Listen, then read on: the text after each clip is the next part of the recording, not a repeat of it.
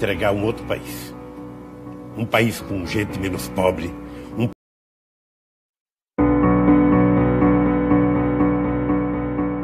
Tenho consciência que eu vou entregar um outro país. Um país com gente menos pobre. Um país com os trabalhadores ganhando mais. Um país com a democracia mais consolidada. Um país com a infraestrutura muito mais forte do que nós já tivemos em qualquer momento. Então eu acho que o Brasil hoje se encontrou consigo mesmo. Nosotros hicimos una apuesta concretamente en la ampliación del mercado brasileño y eso solamente se pudo hacer por un conjunto de políticas públicas. Efectivamente se incorporaron millones de hombres y mujeres que estaban marginados de la actividad productiva, sea como productores, sea como consumidores. Brasil, mais uma vez, esta filha tua não fugirá da luta.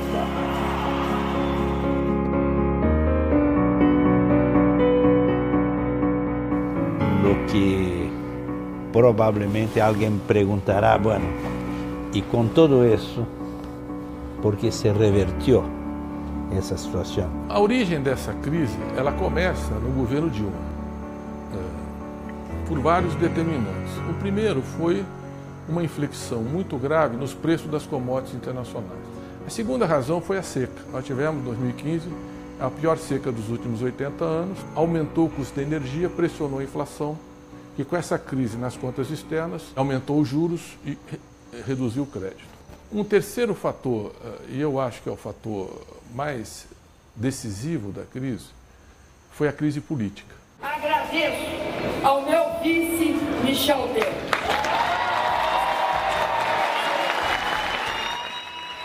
Nós vencemos em 2014, mas perdemos a eleição no Congresso. Veio uma maioria conservadora e eles começam uma obstrução sistemática. Você veja que em 2016, até maio, não tinha uma comissão instalada. Não se votava nada. Se você quiser dar uma tarefa das mais complicadas para o deputado Eduardo Cunha, ele as simplifica, porque trabalha muito. O fato do Cunha estar à frente disso, né, ter seus interesses não recebidos pela presidenta, pelo governo, ter tido o apoio do PT aqui para presidente da casa, né, o PT ter votado pela suspensão dele, pela cassação, né, isso tudo acabou influenciando para que ele levasse à plenária a abertura do processo de impeachment. O presidente da Câmara, Eduardo Cunha, acolheu um pedido de abertura de processo de impeachment contra a presidente Dilma Rousseff. No mesmo dia em que a bancada do PT, na Câmara, anunciou que vai votar pela continuidade do processo de cassação de Cunha no Conselho de Ética. Quer dizer, uma quadrilha política tomou conta do Estado brasileiro para implementar uma agenda ultraliberal que ataca profundamente os interesses do povo pobre, das massas trabalhadoras, das classes trabalhadoras. Declaro aberta a sessão solene do Congresso Nacional e dar posse ao senhor Michel Temer no cargo de presidente da República. Então houve aí um processo de crise política. O nome da crise é golpe.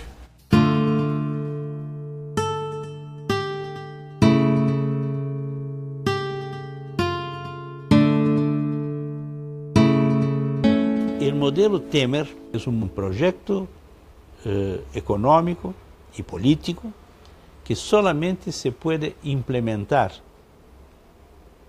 por meios escusos, es decir, por meio de uma ação brutal como foi esse golpe. E é por isso mesmo que ele está fazendo aquilo que não foi feito, né, no seu todo, que é agradar totalmente o capital financeiro para atrair capital internacional. Então, com privatizações, a primeira medida importante foi o projeto do senador Serra, que era essa da venda do pré-sal, a entrada do capital estrangeiro, a revisão da partilha na Petrobras, entende?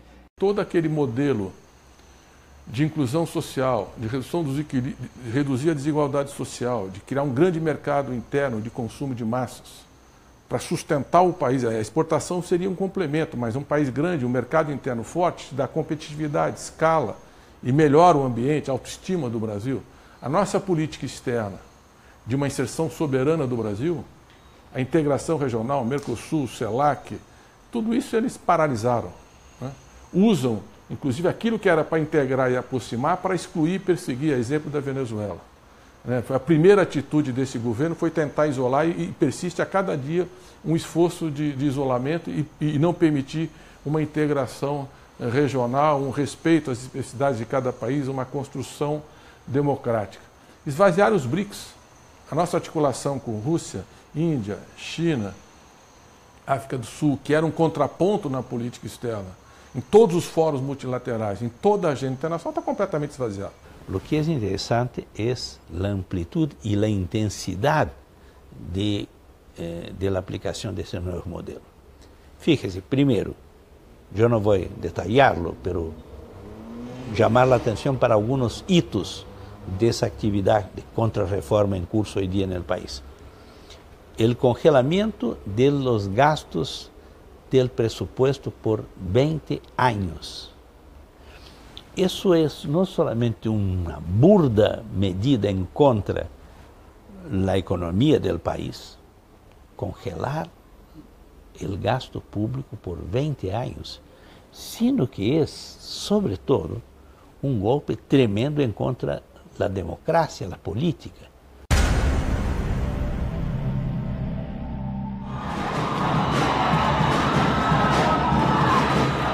Os estudantes brasileiros foram os primeiros a resistir contra o governo Temer, né? As primeiras manifestações depois do golpe foram ocupações estudantis nas escolas, nas universidades, contra as reformas do ensino médio e a PEC 55, que congela os direitos sociais para os próximos 20 anos. Na área da educação, eles aprovaram uma emenda constitucional que define que você, na área social, você só vai reajustar pela inflação do ano anterior o máximo de reajuste que você pode dar no orçamento pelos próximos 20 anos. Ou seja, qualquer crescimento econômico não vai fomentar o investimento em educação, que devia ser a prioridade das prioridades. Isso significa que os próximos 5 presidentes não poderão tomar nenhuma decisão mais allá do programa que eles hayan defendido em las eleições, porque já está dado desde o começo que o gasto não pode ser mais allá disso. Isso é uma coisa increíble, increíble. Isso nos vai levar a uma situação tremenda. Estamos destroçando as possibilidades de crescimento do país e estamos empurrando o Brasil, que é uma grande economia, um país com mais de 200 milhões de habitantes, hacia uma situação semelhante à dos países mais pobres e mais desassistidos de África, por exemplo. Eles, por exemplo, acabaram com um programa que era o Pronatec, um programa de formação, qualificação profissional e técnica dos trabalhadores. Em 4 anos, nós tivemos 9 milhões e 400 mil matrículas. Para os trabalhadores que tinham ensino fundamental, por exemplo, as mães do Bolsa Família, 1.750.000 mulheres fizeram o Pronatec. E foi uma porta de saída do programa. Era sair do Bolsa Família para trabalhar no mercado formal e melhorar a renda da família. Era os cursos que nós chamamos de formação inicial e continuada, de qualificação do trabalhador. Eles simplesmente acabaram com o programa. Vamos pensar, por exemplo, numa das políticas públicas utilizadas pelo governo do PT que teve a maior adesão e simpatia da população brasileira, que é o ProUni. O que é o ProUni? É uma política pública operada pela iniciativa privada. O que mostra claramente que não interessa o tamanho do Estado, e sim a capacidade que o Estado tem de oferecer igualdade de oportunidades. Me chamo Carliene, fiz o ensino fundamental na escola aqui perto de casa. O ensino médio eu já terminei grávida do 2º filho. Na periferia tem muita essa cultura, fulano teve filho, acabou com a vida, então a gente não vai ser mais nada. Mas eu não queria parar de estudar, pelo menos no ensino médio eu vou terminar. E aí trabalhei de várias coisas, trabalhei em posto de gasolina. Mais ou menos em 2008, eu estava com 23 anos, e aí eu estava assistindo televisão e passou uma propaganda do ProUni, né? Eu pensei, Eu terminei em 2003, já é 2008, 5 anos sem estudar nada. Eu falei assim, não vai custar nada, vou testar, né? E eu tirei a nota para fazer medicina de graça. E aí eu fui para me matricular para fazer medicina. Só que eu nunca imaginei que eu não podia fazer medicina de noite, porque eu achei que eu ia estudar de noite. Mas medicina integral, como que eu ia estudar integral com 2 crianças pequenas, né? E aí eu achei uma coisa que tinha mais a ver, foi a psicologia. Em 2015, que nós fizemos o exame de avaliação da conclusão, os alunos que concluíram a graduação, 35%, 1 entre cada 3 estudantes, eram o primeiro da família que teve um título de educação superior. Primeiro, na história da família. Então, essa mudança de inclusão, que é a política de cotas na universidade pública, metade das vagas hoje são para os estudantes da escola pública, com recorte de renda, pobre, negros e indígenas. Nós conseguimos passar de 3,5 milhões de matrículas para 8,5 milhões de matrículas no ensino superior. 5 milhões, Lula e Dilma, 5 milhões de estudantes a mais na universidade. Então, estava sendo feito. Agora está mais apreensivo, porque talvez não tenha mais ProUni o ano que vem. Né? O ano mais grave vai ser o ano que vem. Porque eles cortaram agora 4 bilhões e 200 milhões do MEC, e o ano que vem só pode reajustar pela inflação, que vai estar em torno de 4%. Então não repõe mais esse recurso. Ou seja, o corte de hoje é grave, mas de amanhã será maior. É o paradoxo de Temer. O que adiantou o pobre votar? A gente escolheu um projeto, e o que eles falaram pra gente? Os votos de vocês não importam. Porque a gente tem um projeto muito maior, então o nosso projeto é acabar com tudo que eles já fizeram. O esforço do golpe é destruir a memória das realizações, como se isso os fosse legitimar. Não vai. Cada dia o fosso entre eles e a opinião pública, o sentimento popular é maior, é um abismo incontornável. Vamos pegar o exemplo da saúde, mas ele também está presente na educação, na assistência social, em várias outras políticas. Mas olha a saúde. O Brasil é o único país com mais de 100 milhões de habitantes que adotou um sistema universal de saúde. São mais de 27, 28 anos de construção. O SUS procura tratar desigualmente os desiguais, ou seja, conseguir produzir mais saúde para quem mais precisa. É muito difícil que se garanta aos brasileiros e brasileiras um sistema universal e integral à saúde, da vacina ao transplante.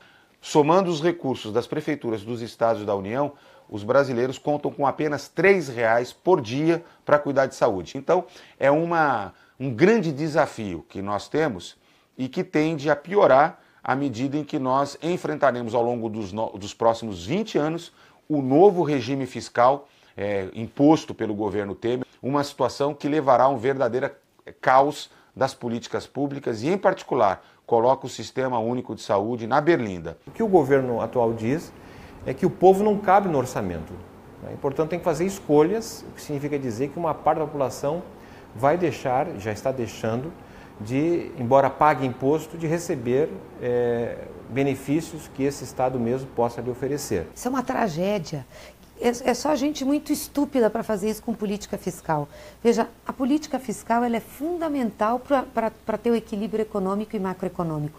Se você coloca a política fiscal esterilizada, ou seja, congelada e inclusive obrigando redução, você perde um instrumento de intervenção na economia.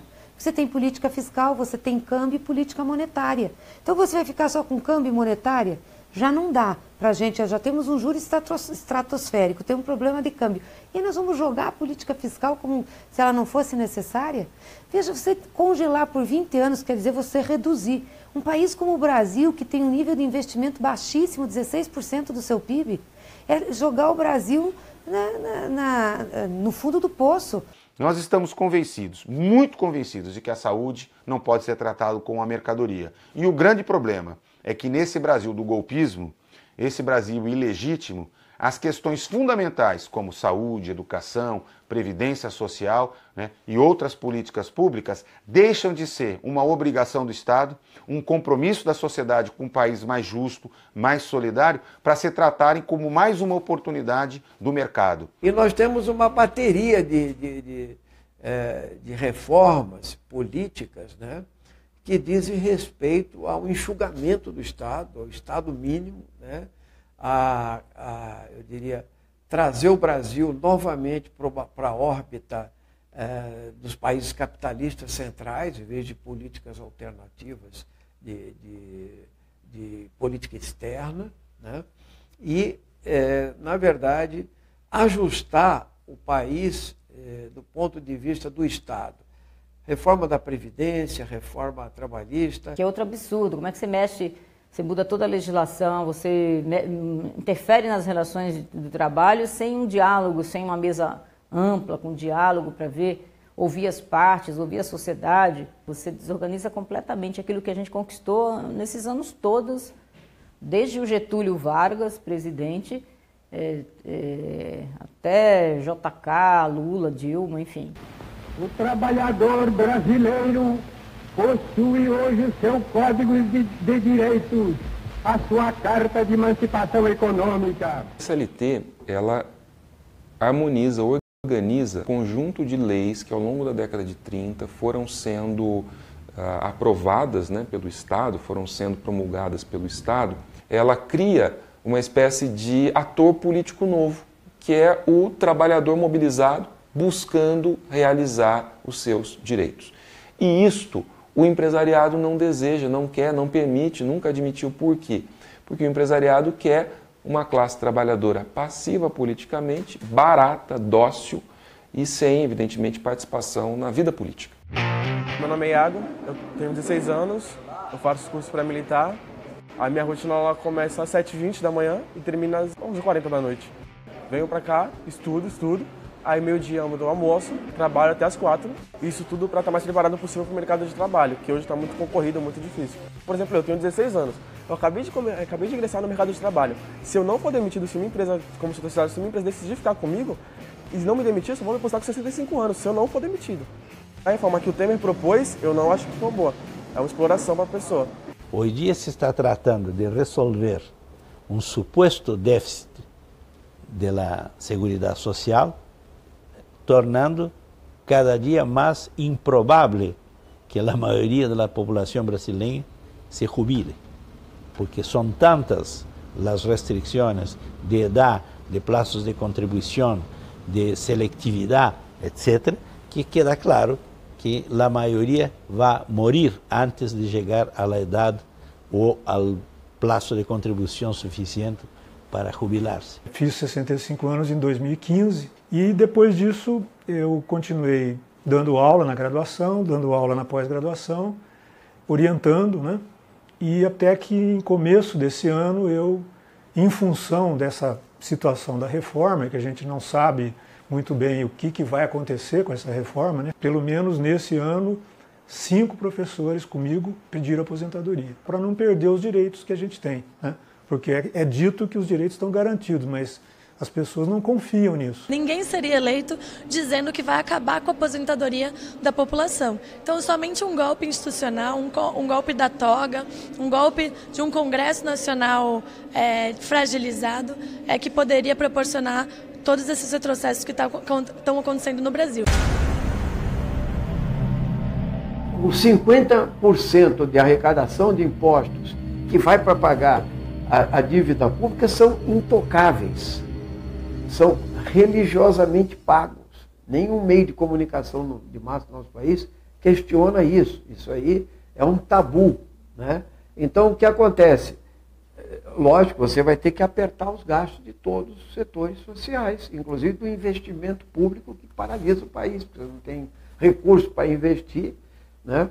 Então, tudo isso paralisa a nação brasileira. A gente quer que as pessoas envelheçam na miséria, que envelheçam tendo renda, tendo condição digna de vida.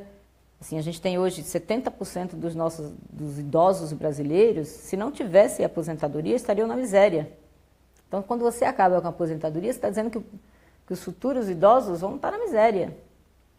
E é isso que a gente não pode permitir. Uma situação bastante dramática para a classe trabalhadora, que vem perdendo emprego. O Brasil hoje é praticamente o segundo país do mundo em quantidade de desempregados, em termos absolutos. Temos mais de 13 milhões de pessoas desempregadas e uma queda importante na taxa de salários.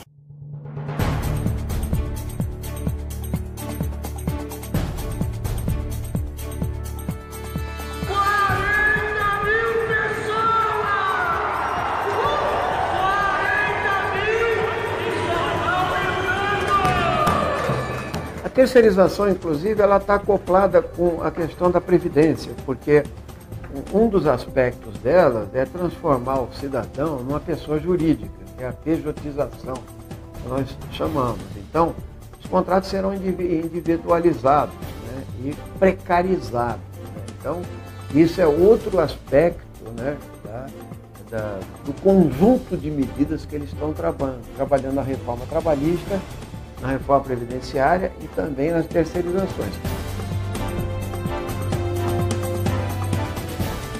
Se você for pensar do ponto de vista do mercado de trabalho no país, isso é desastroso, porque o trabalho terceirizado é arquiconhecido no país. É um trabalho, vamos dizer assim, pior remunerado, é um trabalho com jornadas mais longas, é um trabalho mais degradante, ou seja, com maior adoecimento. Obviamente, se você tem uma redução de direitos, redução de salários, né, isso significa dizer que o trabalhador terá menos renda para poder comprar. Esse não é um problema, aparentemente, para o governo atual, porque ele abandonou a perspectiva de crescer pelo mercado interno.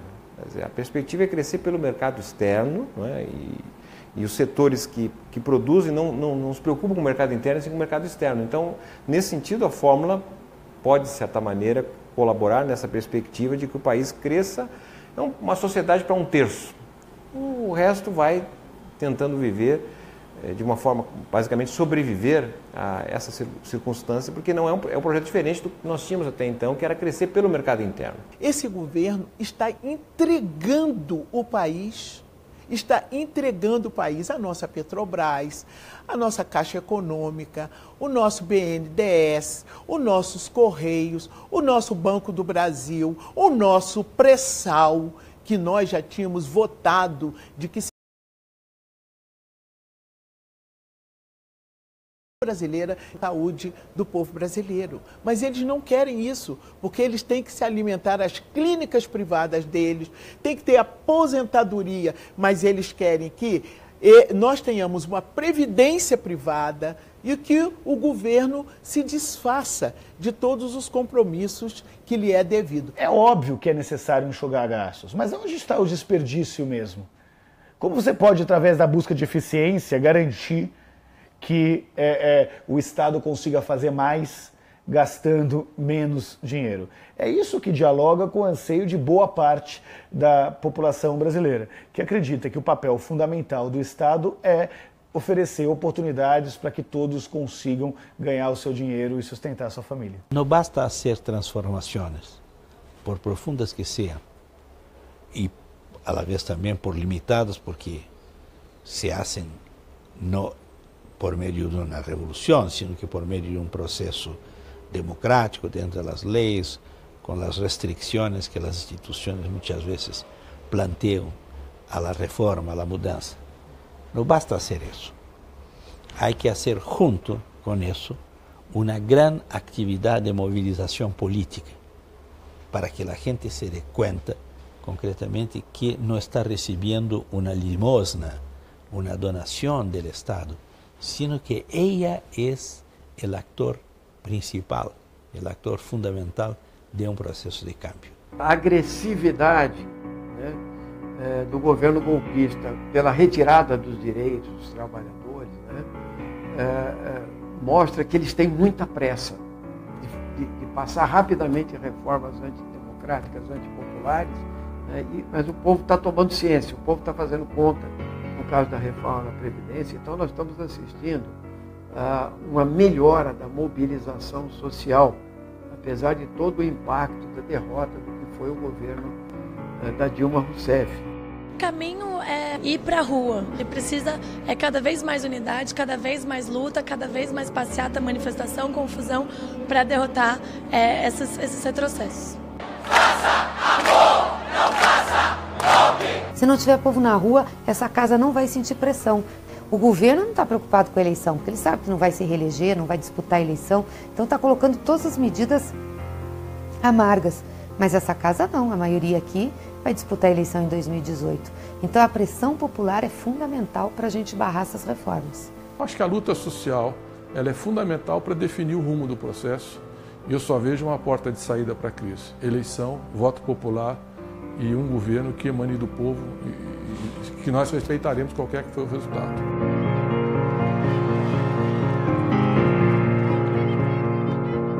todos os direitos que nós temos hoje foram o resultado de lutas políticas, né?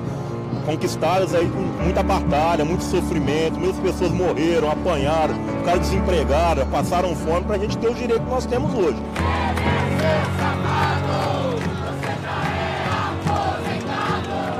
É um momento histórico, é um momento necessário, justamente porque a classe trabalhadora tem sentido aí na pele, né, as questões desse governo.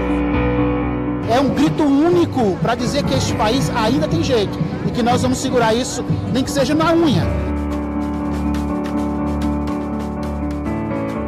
Há um problema histórico no Brasil que é pano de fundo, é o racismo estrutural e o genocídio. Você, fardado, também é explorado.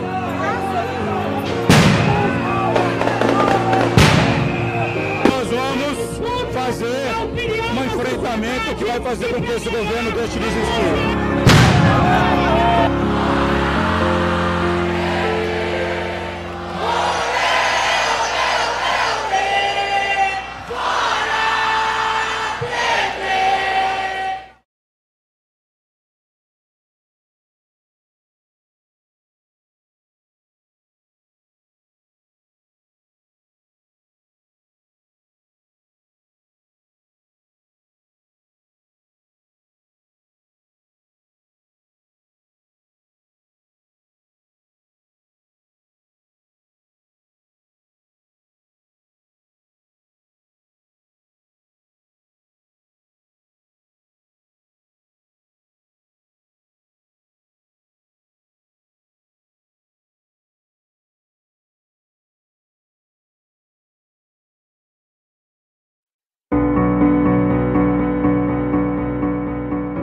Tenho consciência que eu vou entregar um outro país.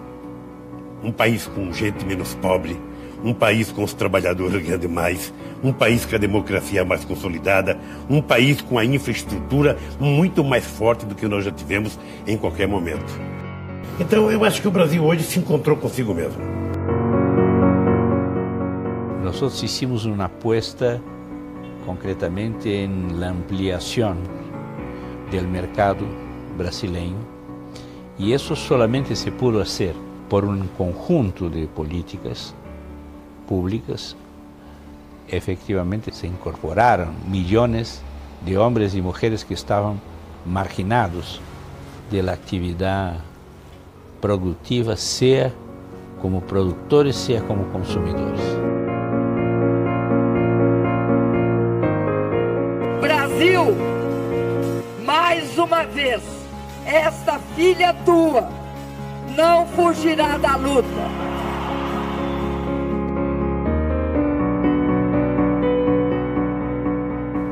Lo que provavelmente alguém perguntará, bueno, e com todo isso, por que se revertiu essa situação? A origem dessa crise, ela começa no governo Dilma, por vários determinantes. O primeiro foi uma inflexão muito grave nos preços das commodities internacionais. A segunda razão foi a seca. Nós tivemos, em 2015, a pior seca dos últimos 80 anos, aumentou o custo da energia, pressionou a inflação, e com essa crise nas contas externas, aumentou os juros e reduziu o crédito. Um terceiro fator, e eu acho que é o fator mais decisivo da crise, foi a crise política. Agradeço ao meu vice, Michel Temer.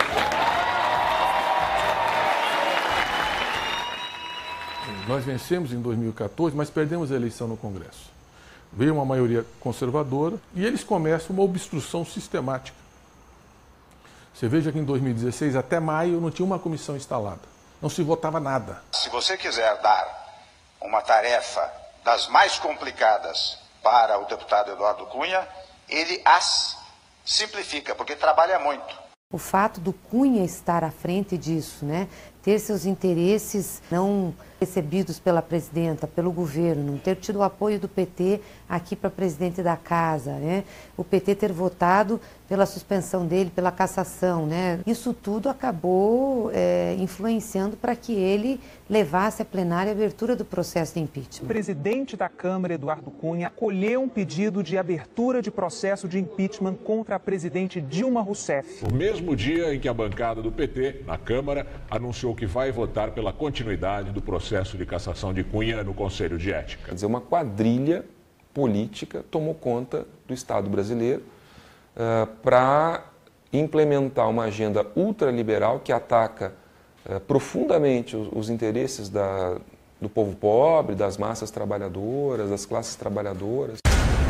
Declaro aberta a sessão solene do Congresso Nacional e dar posse ao senhor Michel Temer no cargo de presidente da República. Então houve aí um processo de crise política. O nome da crise é golpe.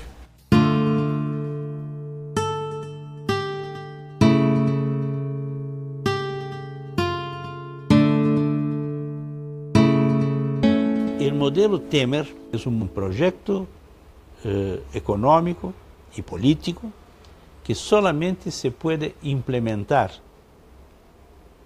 por meios escusos, é decir, por meio de uma ação brutal como foi esse golpe. E é por isso mesmo que ele está fazendo aquilo que não foi feito, né, no seu todo, que é agradar totalmente o capital financeiro para atrair capital internacional.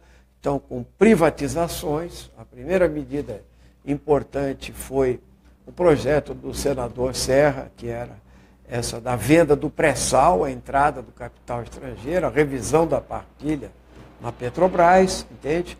Todo aquele modelo de inclusão social, de redução dos equilíbrios, de reduzir a desigualdade social, de criar um grande mercado interno de consumo de massas, para sustentar o país. A exportação seria um complemento, mas um país grande, um mercado interno forte, dá competitividade, escala e melhora o ambiente, a autoestima do Brasil. A nossa política externa de uma inserção soberana do Brasil, a integração regional, Mercosul, CELAC, tudo isso eles paralisaram, né? Usam, inclusive, aquilo que era para integrar e aproximar para excluir e perseguir, a exemplo da Venezuela. A primeira atitude desse governo foi tentar isolar e persiste a cada dia um esforço de isolamento e não permitir uma integração regional, um respeito às especificidades de cada país, uma construção democrática. Esvaziar os BRICS, a nossa articulação com Rússia, Índia, China, África do Sul, que era um contraponto na política externa, em todos os fóruns multilaterais, em toda a agenda internacional, está completamente esvaziado. O que é interessante é a amplitude e a intensidade de la aplicação desse novo modelo. Fíjese, primeiro, eu não vou detalhá-lo, mas chamar a atenção para alguns hitos dessa atividade de contra-reforma em curso hoje dia no país. O congelamento de los gastos del presupuesto por 20 anos.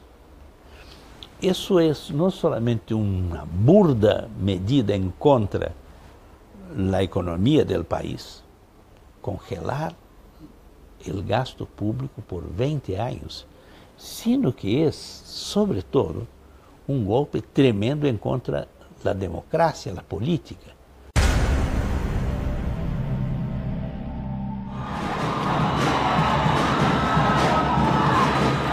Os estudantes brasileiros foram os primeiros a resistir contra o governo Temer, né? As primeiras manifestações depois do golpe foram ocupações estudantis nas escolas, nas universidades, contra as reformas do ensino médio e a PEC 55, que congela os direitos sociais para os próximos 20 anos. Na área da educação, eles aprovaram uma emenda constitucional que define que você, na área social, você só vai reajustar pela inflação do ano anterior, o máximo de reajuste que você pode dar no orçamento pelos próximos 20 anos.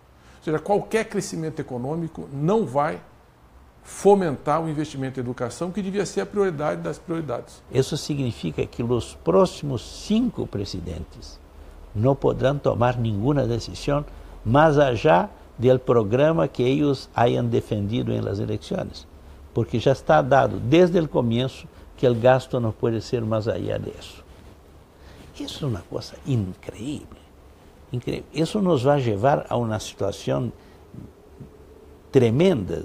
Estamos destroçando as possibilidades de crescimento do país e estamos empurrando o Brasil, que é uma grande economia, um país com mais de 200 milhões de habitantes, hacia uma situação semelhante à dos países mais pobres e mais desassistidos de África, por exemplo.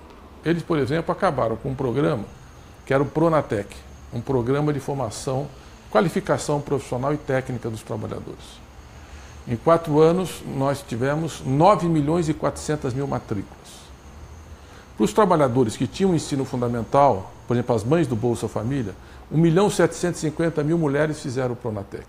E foi uma porta de saída do programa. Ela saía do Bolsa Família para trabalhar no mercado formal e melhorar a renda da família. Era os cursos que nós chamamos de formação inicial e continuada, de qualificação do trabalhador. Eles simplesmente acabaram com o programa. Vamos pensar, por exemplo, numa das políticas públicas utilizadas pelo governo do PT que teve a maior adesão e simpatia da população brasileira, que é o ProUni. O que é o ProUni? É uma política pública operada pela iniciativa privada. O que mostra claramente que não interessa o tamanho do Estado, e sim a capacidade que o Estado tem de oferecer igualdade de oportunidades. Me chamo Carliene, fiz o ensino fundamental na escola aqui perto de casa. O ensino médio eu já terminei grávida do 2º filho. Na periferia tem muita essa cultura, fulano teve filho, acabou com a vida, então a gente não vai ser mais nada. Mas eu não queria parar de estudar, pelo menos no ensino médio eu vou terminar. E aí trabalhei de várias coisas, trabalhei em posto de gasolina. Mais ou menos em 2008, eu estava com 23 anos, e aí eu estava assistindo televisão e passou uma propaganda do ProUni, né? Eu falei assim, eu terminei em 2003, já é 2008, 5 anos sem estudar nada. Eu falei assim, não vai custar nada, vou testar, né? E eu tirei a nota para fazer medicina de graça. E aí eu fui para me matricular para fazer medicina, só que eu nunca imaginei que eu não podia fazer medicina de noite, porque eu achei que eu ia estudar de noite. Mas medicina integral, como que eu ia estudar integral com 2 crianças pequenas, né? E aí eu achei uma coisa que tinha mais a ver, foi a psicologia. Em 2015, que nós fizemos o exame de avaliação da conclusão, os alunos que concluíram a graduação, 35%, 1 entre cada 3 estudantes, eram o primeiro da família que teve um título de educação superior. Primeiro, na história da família.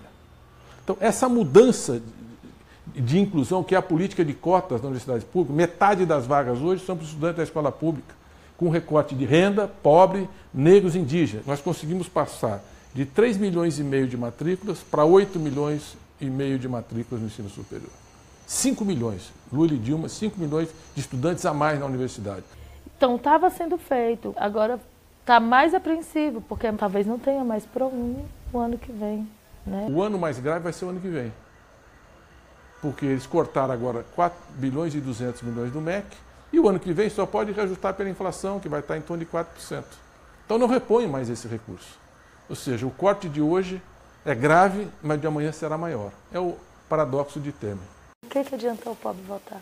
A gente escolheu um projeto, e o que eles falaram pra gente? Os votos de vocês não importam. Porque a gente tem um projeto muito maior. Então o nosso projeto é acabar com tudo que eles já fizeram. O esforço do golpe é destruir a memória das realizações. Como se isso os fosse legitimar. Não vai. Cada dia o fosso entre eles e a opinião pública, o sentimento popular é maior. É um abismo incontornável. Vamos pegar o exemplo da saúde. Mas ele também está presente na educação, na assistência social, em várias outras políticas. Mas olha a saúde. O Brasil é o único país com mais de 100 milhões de habitantes que adotou um sistema universal de saúde. São mais de 27, 28 anos de construção. O SUS procura tratar desigualmente os desiguais, ou seja, conseguir produzir mais saúde para quem mais precisa. É muito difícil que se garanta aos brasileiros e brasileiras um sistema universal e integral à saúde, da vacina ao transplante. Somando os recursos das prefeituras dos estados da União, os brasileiros contam com apenas R$ 3,00 por dia para cuidar de saúde. Então, é um grande desafio que nós temos e que tende a piorar à medida em que nós enfrentaremos ao longo dos próximos 20 anos o novo regime fiscal imposto pelo governo Temer, uma situação que levará a um verdadeiro caos das políticas públicas e, em particular, coloca o Sistema Único de Saúde na berlinda. O que o governo atual diz é que o povo não cabe no orçamento. Né? E, portanto, tem que fazer escolhas, o que significa dizer que uma parte da população vai deixar, já está deixando, de, embora pague imposto, de receber benefícios que esse Estado mesmo possa lhe oferecer. Isso é uma tragédia. É só gente muito estúpida para fazer isso com política fiscal. Veja, a política fiscal ela é fundamental para ter o equilíbrio econômico e macroeconômico. Se você coloca a política fiscal esterilizada, ou seja, congelada e inclusive obrigando redução, você perde um instrumento de intervenção na economia. Você tem política fiscal, você tem câmbio e política monetária. Então você vai ficar só com câmbio e monetária?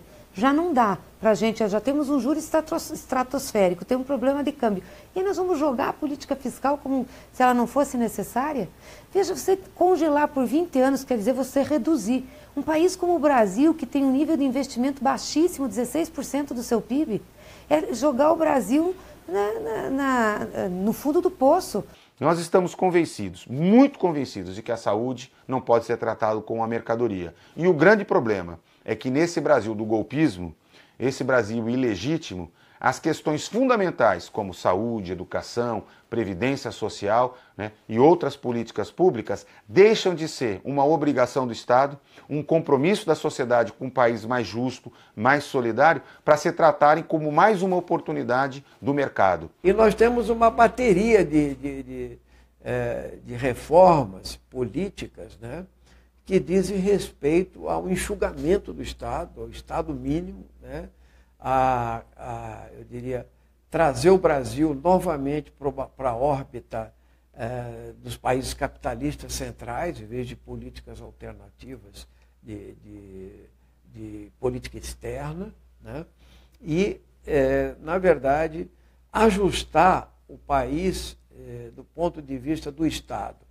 Reforma da Previdência, reforma trabalhista. Que é outro absurdo. Como é que você mexe, você muda toda a legislação, você interfere nas relações de trabalho sem um diálogo, sem uma mesa ampla, com diálogo para ouvir as partes, ouvir a sociedade. Você desorganiza completamente aquilo que a gente conquistou nesses anos todos, desde o Getúlio Vargas, presidente, até JK, Lula, Dilma, enfim.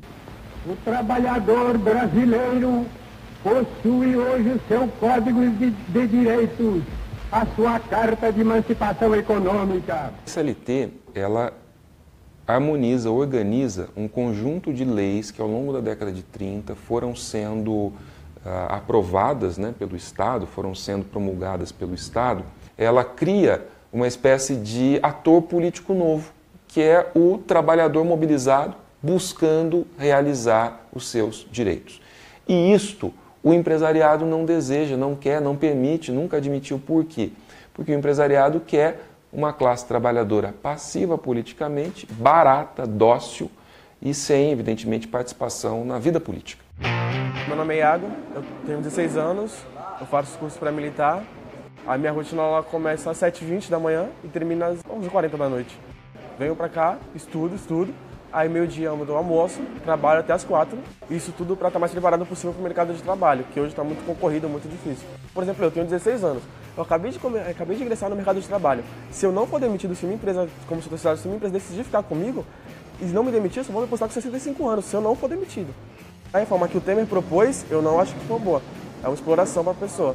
Hoje em dia se está tratando de resolver um suposto déficit da Seguridade Social, tornando cada dia mais improvável que a maioria da população brasileira se jubile, porque são tantas as restrições de idade, de plazos de contribuição, de seletividade, etc., que queda claro que a maioria vai morrer antes de chegar à idade ou ao plazo de contribuição suficiente para jubilar-se. Fiz 65 anos em 2015 e depois disso eu continuei dando aula na graduação, dando aula na pós-graduação, orientando, né?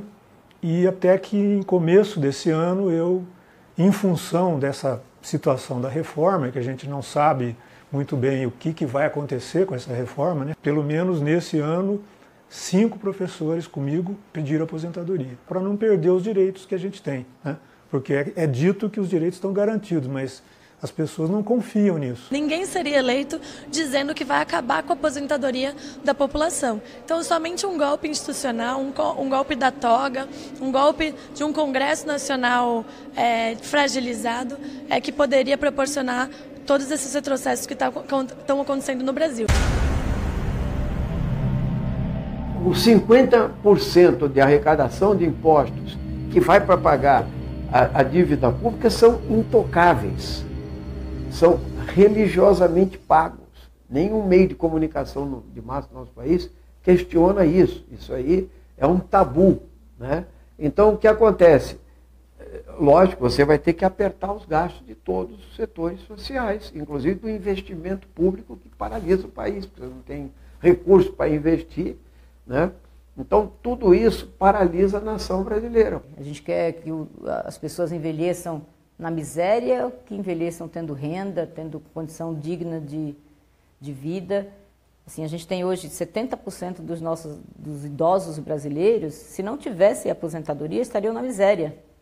Então, quando você acaba com a aposentadoria, você está dizendo que os futuros idosos vão estar na miséria. E é isso que a gente não pode permitir.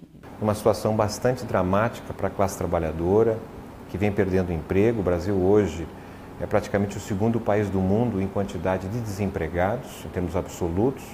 Temos mais de 13 milhões de pessoas desempregadas e uma queda importante na taxa de salários.